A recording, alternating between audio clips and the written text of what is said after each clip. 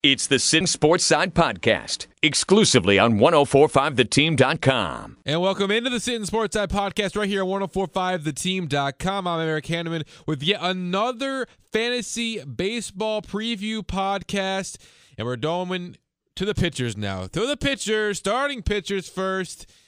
It's kind of funny to think about this. I mentioned this at the start of the outfield podcast about how some of the other ones are just one position of a third base where it's kind of shallow at shortstop or whatnot. Those went on for 20, 25 minutes. I kind of said, I'll try to keep the outfield one around there too, maybe even less. That went 30-something minutes. So my intention is to do the same thing here for starting pitchers, but there's a lot of starting pitchers, let me tell you, of course, and this is a really important position, especially for points leagues, especially in my experience with there. So we'll see where this goes in terms of time-wise. I'm sure you've already seen it at the bottom of the video or of how long the podcast has left or how long it is. So this is an irrelevant conversation for you, but for me, let's hop right into this right now.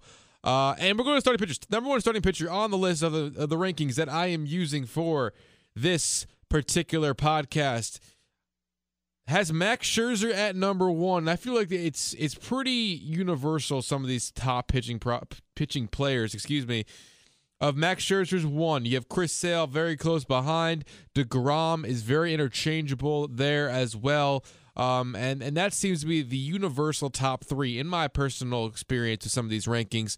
I see Scherzer, Sale, and DeGrom. It's all pitchers that you are, I don't know if I say aloud, but those are the top three that you take in the first round possibly. DeGrom is a little bit post-second. He had the best season last year, no doubt. So especially in a category league or rotisserie league when ratios matter a little bit more.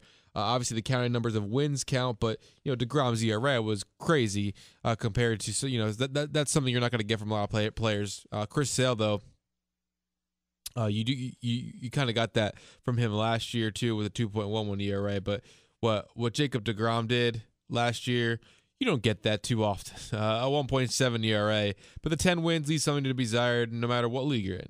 But that has nothing to do with what I'm thinking right now with this position because I look at Scherzer, Sale, and DeGrom, especially with DeGrom.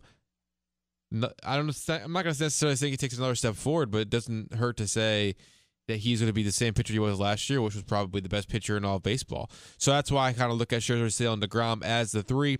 I think Scherzer would be the guy that I would take because Sale's injury history is a little bit too much for my liking. I think Sale might have the best overall chance to have good seasons. He's on a really good team that can get him wins.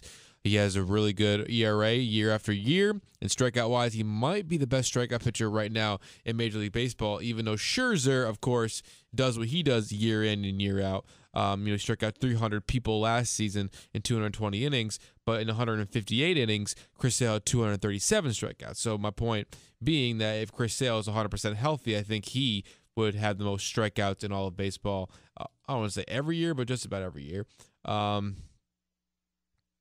Because go back to his season in 2017, he struck out 308 in 214 innings. Very reminiscent to where Scherzer was last year in innings-wise, and obviously a lot more strikeouts. So I think if you're telling me that Chris Sale's making every start this season, I'm taking Sale probably first, but I don't think he's making every start this season. I think he's the most injury-prone pitcher out of those three, Scherzer, Sale, and DeGrom. So I'm taking Scherzer one because I know I can get 28 to 32 starts out of Scherzer, while Sale, I'm thinking 25 starts. And when it comes down to it, if the Boston Red Sox are ready to go for the playoffs, he may not be a guy that's starting for you when the playoffs are happening in September in your fantasy league. So I say Scherzer one, probably Sale two, and then DeGrom three, but look, those are all very, very good pitchers to take in your first round, first pitchers off the board in most of your drafts, or in all your drafts, what it should be. Because then you have Kluber and Verlander. You have two guys that are really good pitchers, but they're older, on the older side, especially Verlander, but they continue to put up really good numbers. I think you look at Justin Verlander last year, 290 strikeouts, in 214 innings. Very, very impressive. The ERA was at 2.5. He was continuing to be a really, really impressive pitcher for the Houston Astros.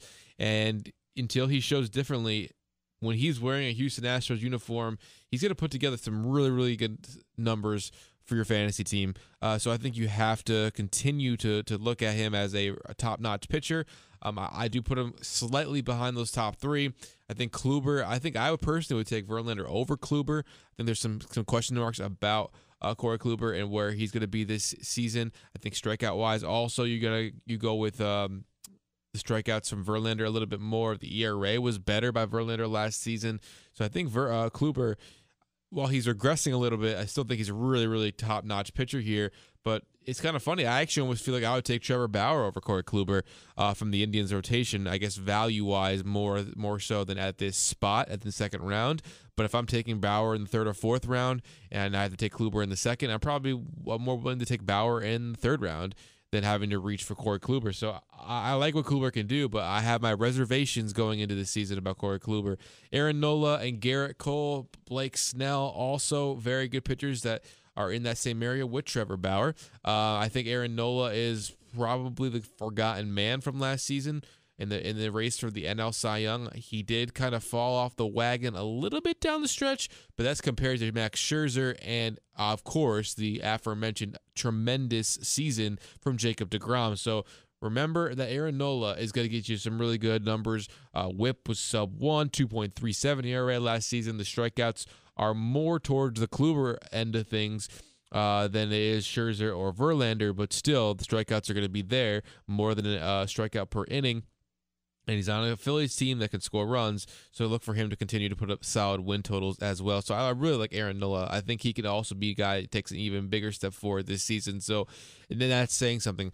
So I really think that Aaron Nola is the guy out of these people, besides Trevor Bauer, as I mentioned, Nola, Cole, and Snell, even though Garrett Cole put together a crazy amount of strikeouts last year, 276, nothing that haven't already talked about with Taylor Scherzer, but he had a really good number for Cole and strikeouts, especially when you put it in perspective in his last few years with Pittsburgh. He was putting together strikeout per innings. He had 98 strikeouts in 116 innings, 196 and 203 in the last two seasons for the Pittsburgh Pirates. So this is a guy that never really showed he could strike out as many as he did last year. So that progression was really how Garrett Cole turned into the pitcher that he was, and when it turned into an elite type pitcher with a sub-3 ERA, of course, as well. So it's really important to know that if Garrett Cole it has this stigma down with this curveball and being able to grip it the way they do in Houston, with Verlander as well being able to put up the numbers that he has put up since moving to Houston. There's something in the water there. There's something in the pitching coach there.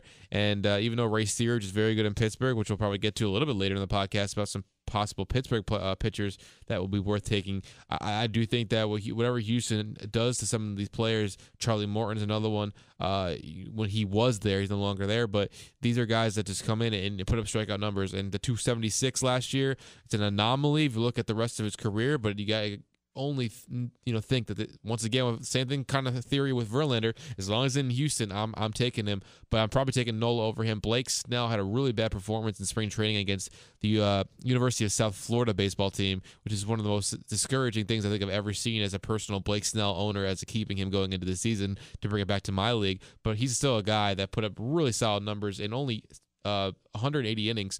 That's one thing that does this.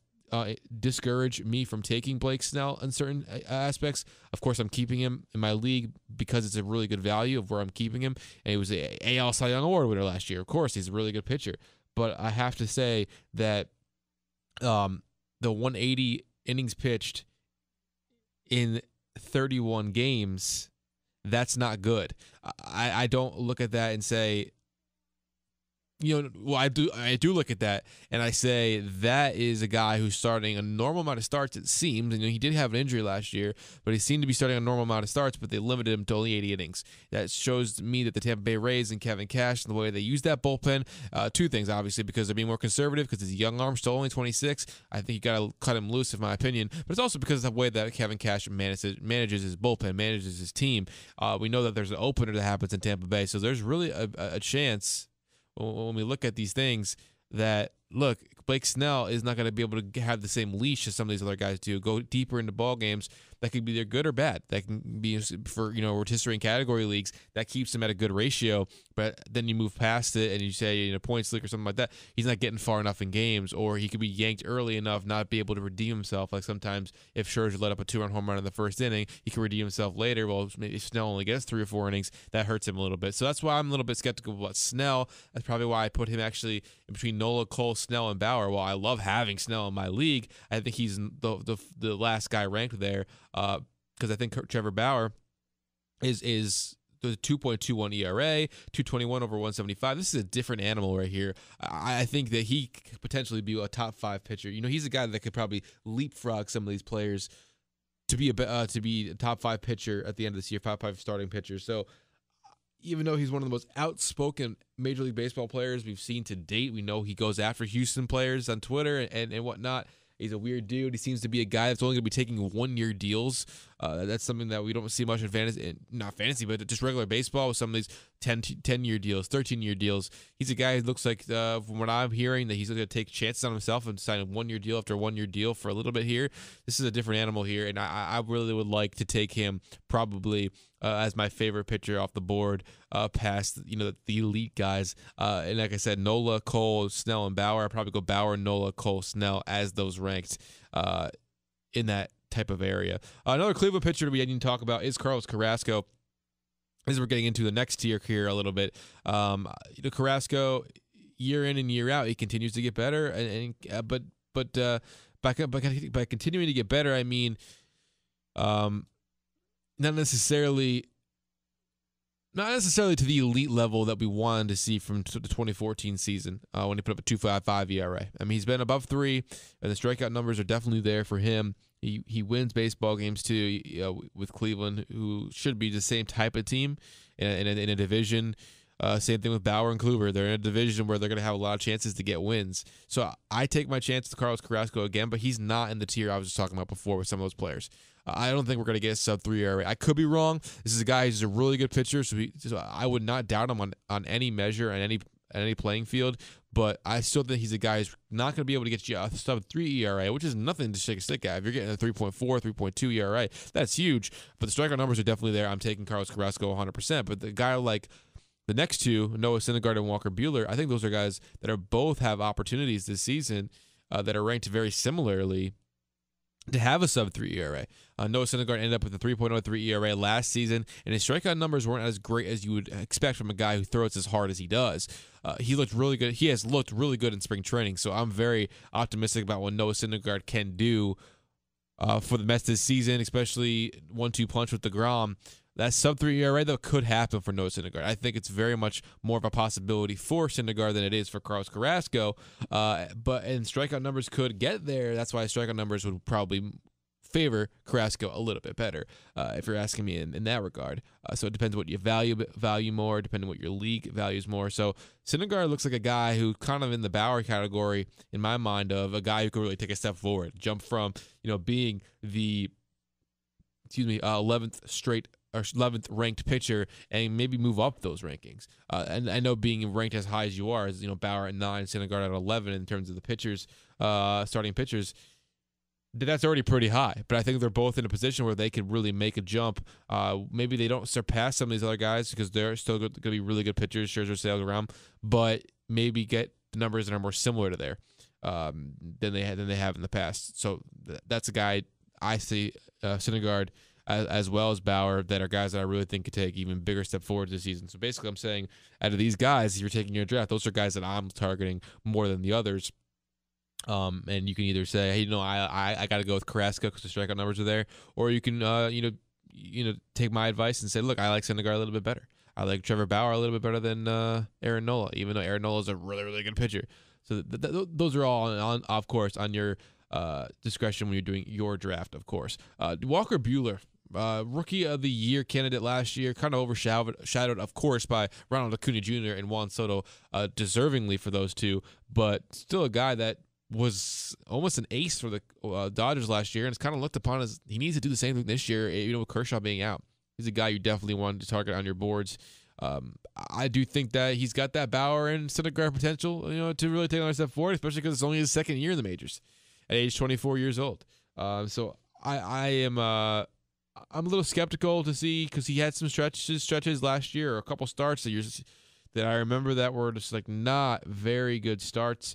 You look at a couple in June of 4 earned runs, didn't get out of the first inning with 5 earned runs, and started against Chicago of June of last year. So there are some signs of a guy who kind of struggled, but there's also more evidence pointing towards a guy who just pitched extremely well for the Dodgers last year, and an ace on the best team, similar to the Indians guys. They're going to be in a really bad division, so they're going to have more chances to get victories. So Walker Buehler is a guy that I'm definitely looking at saying, look, he's going to be a really good pitcher. Patrick Corbin signed with Washington, and James Paxton was traded to the New York Yankees. Two guys who are really good pitchers that have find themselves in a new uniform. I find myself very much concerned about Patrick Corbin, and by concerned I mean where he's being taken. I still think he could be a really good pitcher. There's definitely regression, I think, coming from his season compared to his norms. We talked about Garrett Cole's. He never struck out more batters than in innings pitched before in his career. Patrick Corbin hadn't done that either until last year. So I think for both those guys, you got to be a little bit skeptical. I think Corbin a lot more, in my personal opinion, than Cole, but I'm a little skeptical that the strikeout numbers are going to be as rampant or as high as they were last year. The 3.15 ERA, he's been around 3 point something in his career. That's the lowest of his career, but he has done that. So I am not sitting here and thinking that Corbin can't do that, because I think he can. He's on a better team, so maybe he gets more wins than the 11 that he had last year. I just am concerned if the strikeouts are as advertised at this spot. And if the ERA, which had been at 5.15 just 2 years prior to his career high, career low, I guess, 3.15, that there is regression there too. I do think he'll still have a 3.5. Maybe not 3.15 like he had last year, but 3.5 ERA. So I still believe in him as a good pitcher. But my regression with the 3.5 ERA, my skepticism that the strikeout numbers can be as high as they were, is why I rank him a little bit lower than where he seems to be. His ADP seems to be at the point right now. But that's just maybe something that's in my own head that you should ignore. But I'm definitely taking James Paxton over him. I know James Paxton's probably in a spot where people could take advantage of that porch in right field. That might hurt his ERA a little bit, and his ERA was only 3.76 last year, something that probably could have been a little bit better, given that this is a guy that he looks to have a 2.98 the year before, that you kind of felt like he was going to best that last year, and then it kind of, he didn't start off fantastic. He obviously had the no-hitter at one point last year that really showed what he could be. He got it sub-3 at some point in June, and I felt like this was the guy we were going to see, but there were stretches at times where he let up just disappointing the amount of runs he lets up in some starts. And that's pitching in a Seattle ballpark for the most part that is kind of pitcher-friendly. Going to a hitter-friendly ballpark in New York, some would say that doesn't make it any better. And then, add the fact that he only pitched 160 innings. That was a career high, but he still gets injured and only starts 28 games out of a possible usually 32. So that's 4 starts he missed, but it's a lot of innings that he missed as well, because if you put that in perspective, that's 20 less than Blake Snell made. And that was the least amount of innings pitched by a Cy Young Award winner. By Blake Snell. So there is that concern too, and that's why maybe I'm crazy to think that I want Paxton over Patrick Corbin. Strikeout numbers are definitely still there for James Paxton, so I am all over James Paxton, especially boosting the reason to pitch, if you will. He seems to be a guy that you put him in this position that he wants to pitch for a playoff team, which he is now, and you put him in this position that has the winning pedigree. I think he's the type of guy that responds to that. That's why I'm kind of more bullish on James Paxton than maybe his ranking shows. Let's quickly go through this now. We're just gonna read off some names and tell very briefly what I think. I think Zach Greinke could be really good in Arizona, but that's not where I'm thinking that he's going to end up. I think he's definitely a tradable candidate at this point. I don't know where he's going to end up. I think Arizona isn't the best pitchers ballpark. The Humidor helped out a little bit last year for Greinke, but the injury concern I think continues. I know he was injured. There was concern last year, and he started 33 games. So he's a guy that continues to pitch year in and year out, but strikeout numbers are down. He's on a team that's not going to get you many wins probably, because Arizona is a total mess in my opinion in terms of batting. I don't think they're going to be guys that are going to help you win enough ball games, especially when you're playing the Dodgers as many times as you are. I think the Rockies are a better team, and I think San Diego, quite frankly, has gotten a little bit more better, especially tougher offense to face if you're Greinke. So I don't know where he ends up. He could go wire to wire with Arizona, but I'm a fan of him. But we'll see. We'll see. I'm not gonna hold my breath on him. that's why I'm probably avoiding him. Steven Strasburg, there's always a reason to avoid Steven Strasburg, and there's always a reason to take Steven Strasburg. The reason to avoid him is quite simple, frankly. This is a guy that doesn't start many ball games for you. He's going to be a guy on your disabled list or your injured list, whatever they're calling it now, more times than not throughout this. I don't know about more times than not, but a lot out of the season. But then there's a reason to take him. There's the strikeout numbers. There's the ERA that really has never been over 3.6 in a season in his entire career. So he's just a consistent pitcher. He's a really good pitcher, and he's in his prime. That's another thing too. So if you want to take your risk of saying, look, this is a guy that could be really valuable to me, I have no problem taking Steven Strasburg. But there is that obvious concern of he is only going to be able to make 2/3 of starts that he should, and that's frustrating from fantasy owners. But there's also the hope that he does start 28 games and that he's starting for you in September when it matters, and that would definitely be worth having. Jameson Taillon, do you take Jameson Taillon over him? Do you take Luis Severino over him? I know Severino's injury probably lowers him in a lot of rankings, but look, I probably take Jameson Taillon over Steven Strasburg. The ERA is going to be probably about similar, if not maybe a little bit lower if he gets a little bit better. Talk about Ray Searage. I mentioned his name. Does a really good job with the Pittsburgh Pirates pitching staff. This is not a guy that I'm worried about in terms of needing a pitching coach to get him on the right track. But the strikeout numbers are down, and I think that I have no problem with him taking Taillon over Steven Strasburg just because of the number of starts that Taillon is going to probably make compared to Strasburg in the end. But the strikeouts are definitely better on the other end with Strasburg when the ERA is being similar, the whips being similar. I think that it comes down to would you rather have a guy that you're more confident in making 32 starts or a guy that has better strikeouts, and that's where that thought process comes in. I mentioned Luis Severino. Let's get back to him real quick. I'm probably avoiding Luis Severino in my leagues. I ended up trading him at a point last year. I was lucky to be able to trade him because he was very, very bad down the stretch. The reason why I'm avoiding him this year is because when it mattered in your July, August playoff push, when it mattered in the playoffs, his numbers weren't great. The strikeouts remained consistent throughout, so that's not the issue. It was the 6.58 ERA in July, the 4.86 ERA in August. And even though the entire season, when push comes to shove, he ends up with a 3.39 ERA. That September ERA was 3.98, very close to 4. So this is a guy that had Cy Young type numbers, Cy Young Award winning numbers for the first month of the season. Probably to the All-Star break, actually. To the All-Star break, honestly. He was a Cy Young candidate to the All-Star break. That's why you draft him here. But the way he broke down, the shoulder discomfort that we're dealing with now, I'm avoiding Luis Severino right now just for that reason. And look, I'm a guy, and I mentioned in the podcast, second baseman that you can find on youtube.com/team1045 in the Sittin Sportside podcast playlist tab. 1045theteam.com, click on the podcast tab, click on Sittin Sportside podcast, the playlist is right there. All the different positions that I've done so far are all up on there, including other podcasts that I've done with Mike James, of course, my co-host. But I went in that podcast about second baseman. Oh my goodness, Ozzy Albies killed me. And we talked to people, Ozzy had a really good breakout season last year. Yeah, he did, 100%.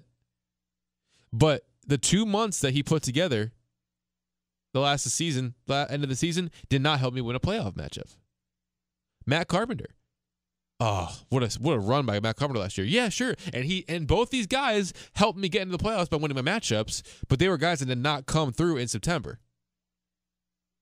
Carpenter was terrible in September, obviously terrible in April and May. I'll tell my story about that in the First Base podcast.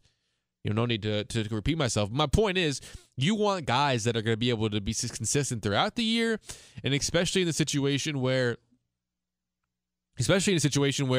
you need the points to win the championship. And 100%, the argument can be made. You could be yelling at wherever you are listening to this, your computer, your phone, yelling and saying, "Well, you wouldn't have gotten there without them." I 1,000% agree. I 1,000% agree. But it still makes me think I don't want a guy like Severino, and that factors into my decisions with some of these players when they're breaking down towards the end of the year. I'm not taking them. And so that's where I stand with Severino. Let's talk. We're almost to the pinnacle here. We're almost to a really important position. So let's talk about the last two real quick. Very young pitchers, Mike Clevinger and Jack Flaherty, who both enjoyed breakout type seasons last year. Clevinger a little bit more than Flaherty because Flaherty came up a little bit later, and his ERA was a little bit worse. But these are guys that are sub 3.5 ERAs. Clevinger actually 3.02, and they can strike out guys. Oh boy, can they strike out guys? So that's important. Flaherty, I think he just struck out 9 guys in 4 innings. I could be wrong. But in spring training, I mean, this is a guy that's 23 years old. Clevinger is 28 years old, but really had a breakout year last year. But Flaherty, dude, like I'm taking Flaherty probably. I think the strikeout numbers are hot right now. I think that offense in St. Louis could actually be, a Goldschmidt to something that could really redeem. It's a tough division. I think you got to go Clevinger over Flaherty, maybe because of the division that he's facing more times than not in the AL Central compared to the NL Central that you're going to be getting with Jack Flaherty. I think that's a huge consideration that people need to be thinking about when they take these guys. That's a consideration that I would make if I had the choice between Clevinger and Flaherty. I think I'd have to give it to Clevinger because of that. But I'm really bullish on Flaherty. I think he's a really good pitcher, and I think the strikeout numbers are there to be really special this year. So really use your own discretion. I think I have to go Clevinger just based on my own theory or my own strategy. I gotta go Clevinger because the matchups throughout the year will probably be better than Flaherty because it's a tough division. It's a really tough division. And that just means you're going to have more games against a tougher division. And Clevinger's going up against the White Sox and the Tigers of the world and the Royals. And I got to go with the easier starts in this situation. Dun, da, da, da. Here it is, the most important pitcher, I think, that we need to talk about right now, Clayton Kershaw. This is really bad news on Clayton Kershaw. This is a guy I would have talked about, I don't know, maybe 20 minutes ago on the podcast. And obviously we're already getting to the 30-minute mark almost here, but man, Clayton Kershaw, we got to talk about him. We got to talk about him real quick here. There's the shoulder injury. Not good. So not good that everybody is ranking him very, very low. And by very low, I mean out of the top 30 overall. Out of the top 20 pitchers overall, I mean, he's the 21st ranked pitcher on this list. This is Clayton Kershaw, a guy whose ERA hasn't been above 2.73 since 2010. A guy who hasn't struck out less than 155 batters since 2008. And both of those happened last season. That's the ERA and the strikeout numbers. Which is probably the reason why his star has kind of faded a little bit here. He's had injury problems each of the last 3 seasons. And that's why the injury to start the season is very much pessimistic to get into where he is right now. And the Dodgers are going to do everything they can to say what they're going to say. But the fact that he's still being, I don't want to say considered, but the fact that they're saying they're hopeful he'd be ready for opening day makes me feel like this isn't as big of an injury as we're trying to make it out to be. Maybe it is. Maybe I'm just being wishful thinking. But I just feel like Clayton Kershaw knows his body now more. He's in a position where he might have pitched through things in the past. And now he's realizing, if I'm going to pitch longer in this league, I have to, step back and say, I need to rest a little bit more. And let's not push it in late February and early March. Will he be ready for opening day? I don't think so. I do think this will eat into the season a little bit. But I'm still taking Clayton Kershaw probably. If you're asking me where James Paxton was drafted, that's in the 6th round. ADP probably around 52. I'm taking Kershaw around there. Are you not? I know I am. I still value this guy very much. And I think this is the Dodgers team. Obviously, if they've run away with that division, maybe the whole argument of September important starts aren't there. But that means this is a team that's going to be preparing for the playoffs.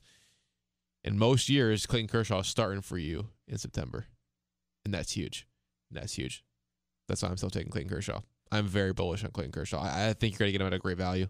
And stay tuned if he's my essential pick on the starting pitcher position. But we're already over the 30-minute mark almost here, and we got to get rolling. Jose Barrios, when I say rapid fire, I'm going to go rapid fire. This is tough. I know there's so many pitchers. I should be longer, but I don't want you to keep you guys here for a whole hour. So we got to roll through this. Jose Barrios, I'm drafting him 1,000%. I keep using that, but no, I'm all over Jose Barrios. I think he's a really good pitcher. Not to go into the details on everybody here, but the strikeout numbers are, that's important. But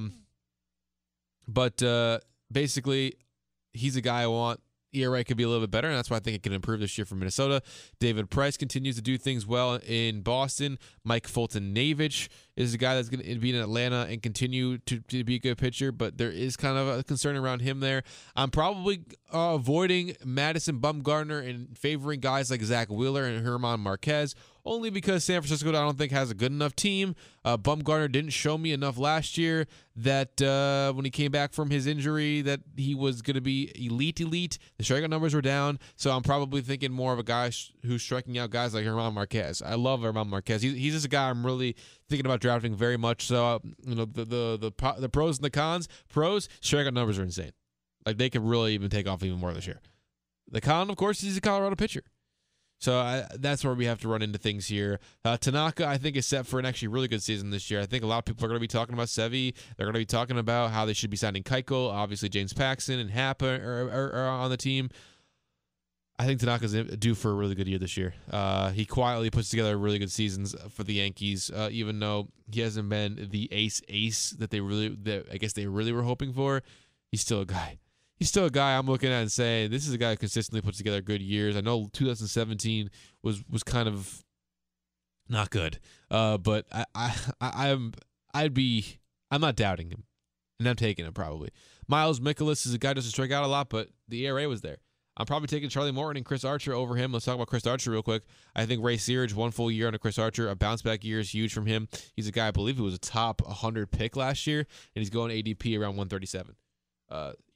That's where we're looking at him as ADP is around in the 130s. So strikeout numbers are better than Miles Mikolas. But Mikolas, he showed what he could do. I mean, we're talking about how good St. Louis could be this year with the wins. And if his ERA can stay the same, that's big. But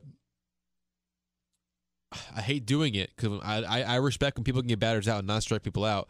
But there is kind of this sense of he came back from his stint, I believe it was in Japan. I'm going to say 95%. I think it was in Japan. There's 5% that I thought it was in Korea, but it could be either one of those two. I wish I knew it for sure, but when he came over, it could be one of those things where it's like a rookie year all over again. He came over, they weren't expecting this, and he's not necessarily as good as it was last year. So that's why I'm a little bit skeptical about him. Charlie Morton in Tampa Bay, I think, could be really good. He's a guy that, he left Houston. So the fact that he left Houston makes you a little bit like, is it going to be the same thing away from Houston? So now we're going to be in the true Houston effect. Like I said, as long as Verlander and Cole are in Houston, I'm taking them. Well, Martin's not in Houston anymore. So this would be an interesting how he does in Tampa Bay, especially for a guy that kind of wants to retire soon. He's talking about wanting to spend time with his family and his kids.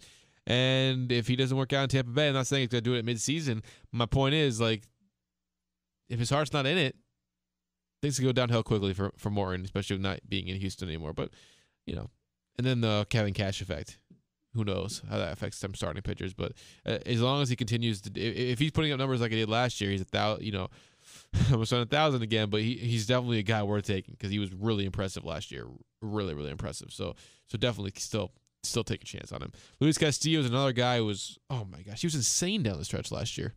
He's one of the players I talked about along with Walker Buehler on a podcast that I did called 6 Players That Killed It Down the Stretch in 2018 that is up on our podcast feed. And that's the thing, if he can continue to do what he does, which is really basically what he does is strike out a lot of people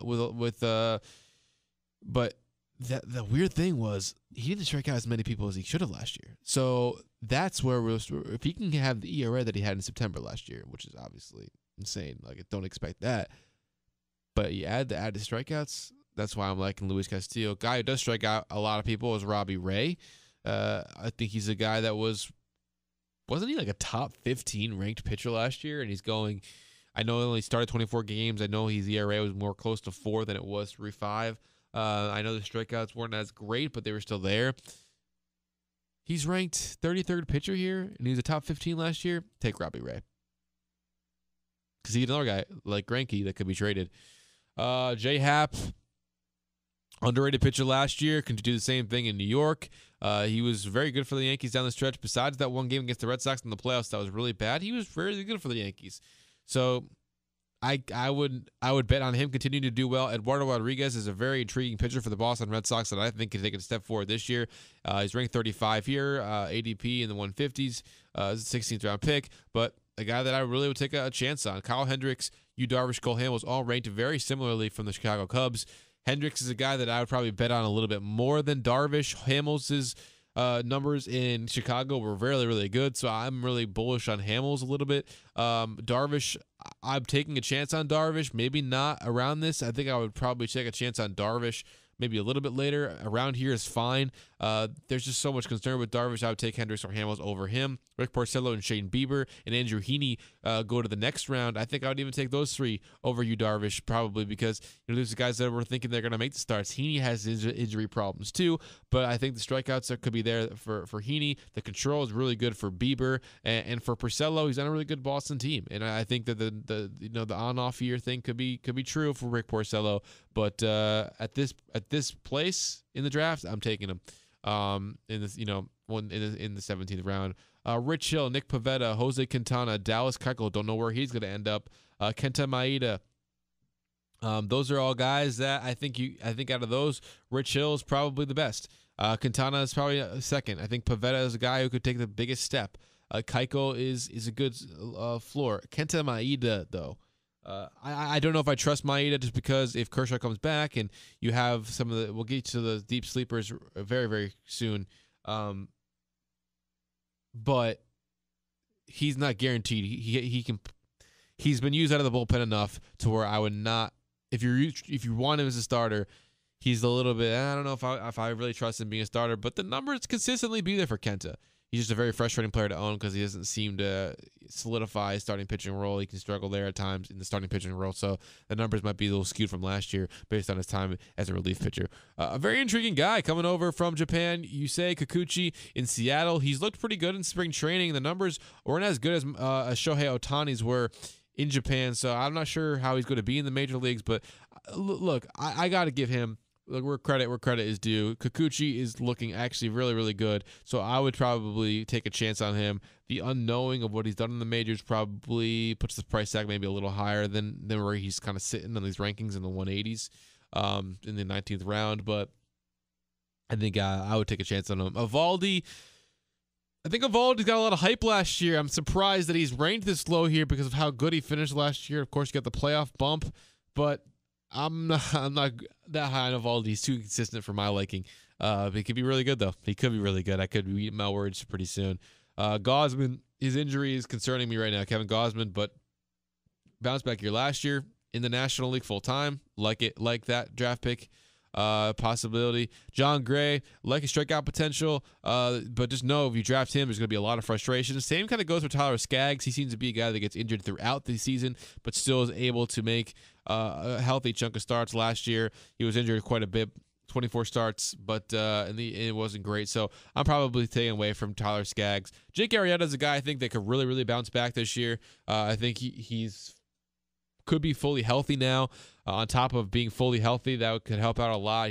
The pressure might not be there as much as it kind of start slowly going on Bryce Harper a little bit more than necessarily it is on Jake Arrieta. So I think that's important. Marco Gonzalez, bounce back year. Last year, after kind of being a prospect that was kind of forgotten. So look for him to do really, really well for Seattle. Joe Musgrove as well, I think, are guys that those are both guys that can really take a big step forward. Marco Gonzalez, especially in the Seattle rotation. Joey Lucchesi as well. Tyler Glasnow. These are all guys that have really, really good stuff and can take a big step forward. John Lester seems to be ranked really, really low here. I would still take John Lester, probably a little bit higher. I would take him over Evaldi. I would take him over Kevin Gausman. So him being ranked 218. That's not right for me. I think he's gonna be he'll be targeted higher, and you should take him higher too. Let's get into we'll call these sleepers, and then I'll get into the deep sleepers. Hyun-Jin Ryu, really, really good when he pitched last year. That's a sleeper that I'm willing to take. Kyle Freeland was really, really good. These are guys that are continuing to be ranked pretty low, but when they were pitching last year, they were pitching really well. Freeland was crazy good down the stretch, especially for a Colorado pitcher. So I really like those two. Dylan Bundy, he's definitely a sleeper. I think he's a sleeper because of the strikeouts he's going to get you.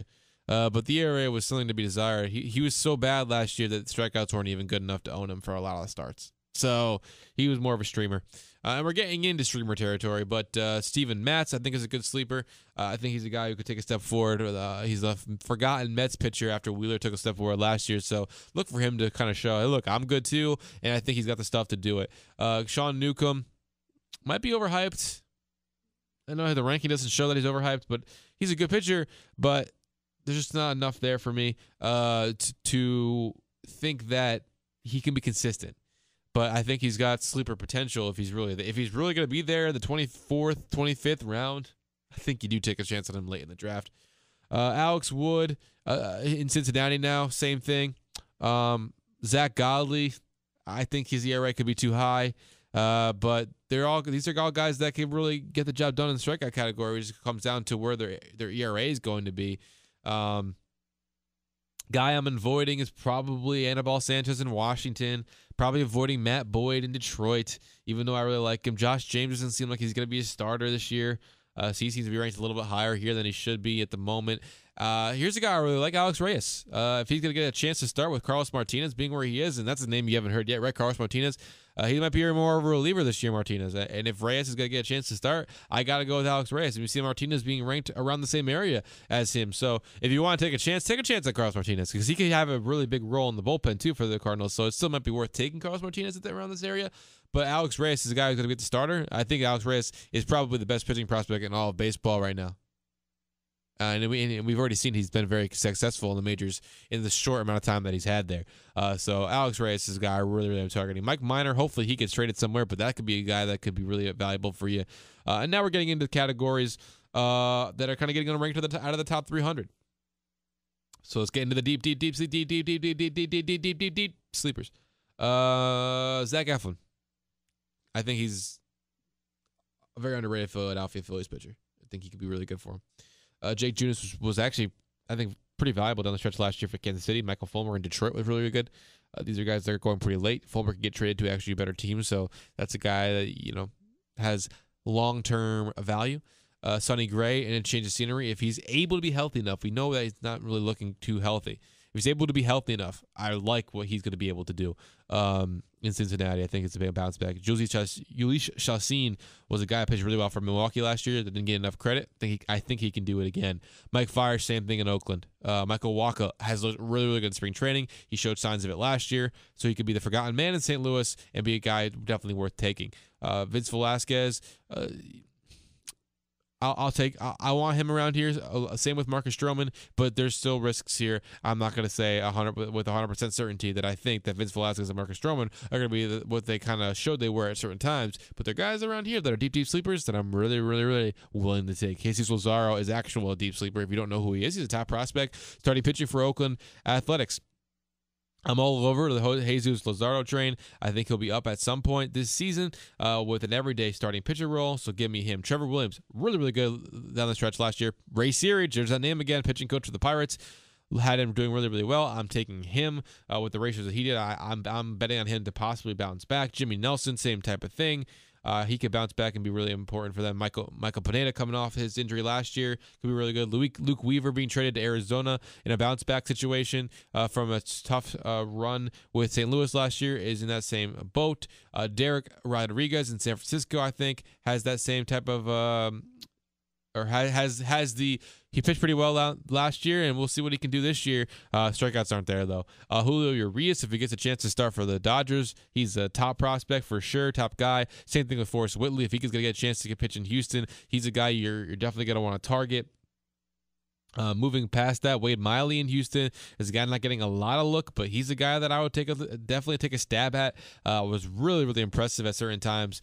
The fifth spot is a place to look at in the Milwaukee Brewers rotation. I think Chase Anderson is a guy that might not necessarily hold on to his either. So there's two of these guys in Brandon Woodruff, Freddie Peralta, and Corbin Burns. I love Burns and Peralta Woodruff would have value, but I'm not holding my breath on him either. And let's wrap it up with guys like Tuki Toussaint, Sandy Alcantara, Justice Sheffield in Seattle, if he gets an opportunity. Also, Felix Hernandez. I'm keeping my eye on him to be an interesting position if he can change it up and carve out some value in his possible fading years. And, of course, Gio Gonzalez, whoever he signs, Irvin Santana, might have a chance of the fifth starter in Chicago for the White Sox. Merrill Kelly, not looked good in spring training, but he's the same mold as Miles Mikolas coming over after pitching overseas for a while. Lance Lynn and a bunch of other Texas starters could be worth taking a shot at. Clay Buchholz signed on in Toronto, so he could be an interesting guy who pitched really well down the stretch last year. Don't know if Joe Ross is going to get a spot in the rotation, but he's an interesting fella to look at in Washington. And last but not least, let's talk about Jonathan Loaisiga and Mitch Keller, two guys who could possibly make impacts for their teams this year. Loaisiga probably less likely because they have a lot of pitchers with CC Sabathia, of course. And for Mitch Keller, kind of been hit around a little bit in spring training, but he's a guy that if he gets an opportunity in Pittsburgh, could be a really good prospect option there, as well as with Daniel Ponce de Leon with the St. Louis Cardinals. We'll talk about really quick 3 players that I wanted to hit on real quick as well. Brent Honeywell from the Tampa Bay Rays, Tawan Walker for the Arizona Diamondbacks, and Dinelson Lamet from the San Diego Padres, and I'll also add AJ Puck from the Oakland A's, as well as some others from the Oakland A's like Jarrell Cotton. There's probably more that I'm forgetting. They had so many injuries. These are guys all coming back from some kind of a major injury, some major surgery that are DL stashes. You draft late, stash them under DL, pick somebody else up who could be available, like a Trevor Williams or like a Forrest Whitley if you want to stash him, or he gets the rotation spot, or CC Sabathia. So stash those guys though. I think I like AJ Puck. I think there's a bigger path for him for the A's guys to get in a rotation spot. So there's that. Dinelson Lamet, though, he's got the stuff. These are mid-season type guys, though. That's the problem. Brent Honeywell, the problem is the Tampa Bay signed a lot of pitchers, so I'm not sure about them. Let's go to the end of this podcast, as we always finish it, the essential starting pitcher. This one is tough. You know, I really want so bad to give the essential starting pitcher to Clayton Kershaw, but I won't. I think you already heard me rave about him, so I won't say anything past this. My essential starting pitcher is probably Trevor Bauer. I think he's got top 5 potential. He's going in the 4th round. That's my number 1 valued starting pitcher right there, Trevor Bauer.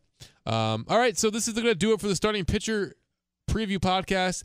Any other questions on starting pitchers or any other fantasy baseball position or arguments of should I draft this person or this person? Should I start that person or that person?